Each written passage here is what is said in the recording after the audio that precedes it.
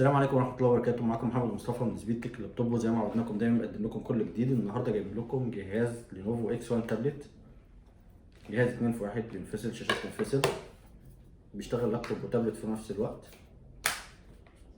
جهاز حالته حالة الزيرو زي ما احنا شايفين كده، هو شاشة 2K من نوع الاي بي اس،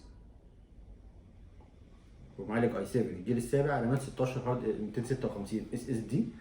الوان الشاشة زي ما احنا شايفين كده، هو حاجة ممتازة جدا. جهاز حالته حالة الزيرو، رامات 16 هارد 256، بيدعم شريحة البيانات، يعني معاك انترنت في اي وقت وفي اي مكان من غير واي فاي. القلم بتاعه القلم اللي بيشتغل عليه الحراري، حاجة حساسة جدا ممتازة جدا. هنزوم كده مع بعض ونبص على استخدام القلم.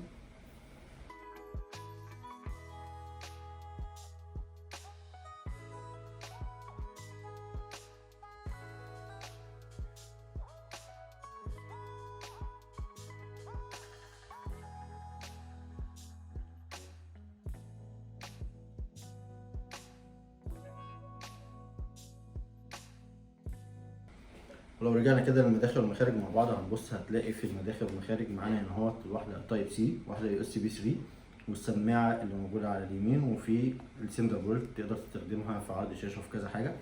وفي الجنب التاني هنا اهوت اللوك والسماعة التانية، وزرارين الفوليوم اب وداون، وفي من فوق هنا هو زرار الباور، وجنبه الهيدفون جاك لو انت هتوصل سماعة ولا حاجة. الكيبورد بتاعته ماجنتيك زي ما احنا شايفين كده اهوت.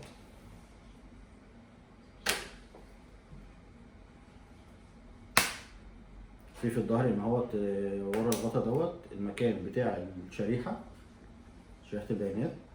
وفي من تحت هنا هوت برضو المكان بتاع الكارت ميموري الصغير المايكرو. الكيبورد بتاعته كيبورد مضيئة، والصوت بتاعه ممتاز جدا. جهاز ممتاز ومناسب لاستخدامات كتير، لو انت شغال في الديزاين او شغال في محتاج حاجات اللي هو التسويق الالكتروني، او اي حاجه محتاجه المعالج اللي يكون اي 7 جيل سابع، ورامات 16 تكون رامات كويسه، والهارد اس اس دي. فالجهاز دوت مناسب جدا ليك. اتمنى الجهاز ده يكون عجبكم، ونشوفكم في فيديو تاني ان شاء الله. والسلام عليكم ورحمه الله وبركاته.